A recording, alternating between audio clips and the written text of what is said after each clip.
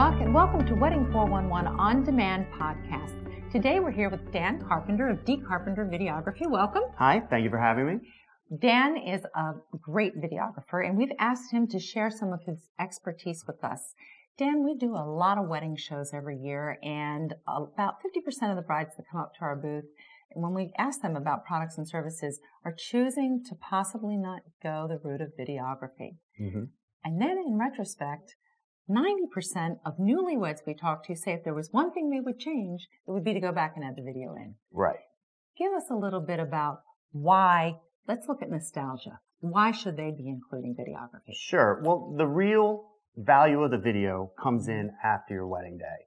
It's something that you're going to watch on your first anniversary, on your fifth anniversary, and you're going to be able to go back and almost relive the day, hear the sounds, see the sights, kind of capture the feel of your wedding day. Mm-hmm. I have clients that watch their video with their kids. You know, their kids love to see the video of mommy and daddy dancing funny. So that's really where the video comes in.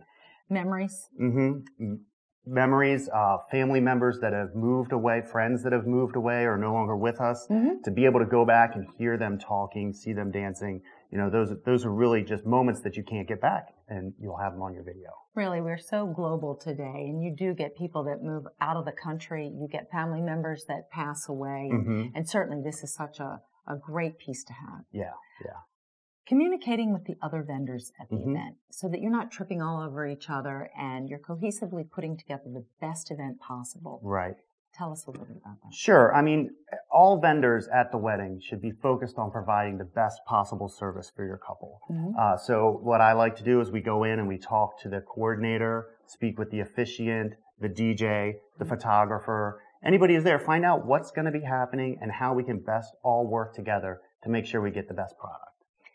Uncle Joe with the handheld minicam isn't going to give the quality that a professional is going to give. Tell us a little bit about sound, exposure. What does a professional offer? Sure. Well, one of actually the most important parts of the video is the sound. So a professional videographer is going to have wireless mics on the officiant, on one of the couple up at the front at the ceremony site. Also, maybe if you're having a reading done or if you're having like a classical trio playing, they'll have recorders there. And that way it gives you a better quality sound to go with your video image. And also the other big thing is consumer cameras, their image quality, they're going to split the difference. So you're going to have a really bright window and an underexposed crowd. Professional videographer can correct that. Two videographers. What are the advantage of having two? Sure. Again, it's mostly at the ceremony portion. The ceremony is fairly static. There's not a lot of action who goes on. We like to see dynamism when we're watching TV. Sure. So having that second videographer allows the video to be edited to be a little more entertaining, engaging to you. Multiple camera angles. See the bride walking down the aisle. See the groom up at the front, his first expression. Those kind of things. Trends. And we're not talking about things that are going to date the video, but tell us about the latest trends that are being offered, or the current trends. Sure.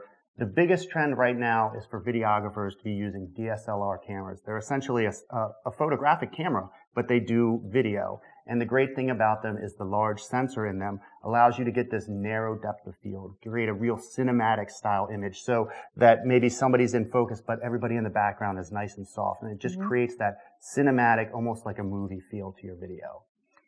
You explained earlier that the videography, or the video at the end, should not be a complement to the photography. Right. Explain.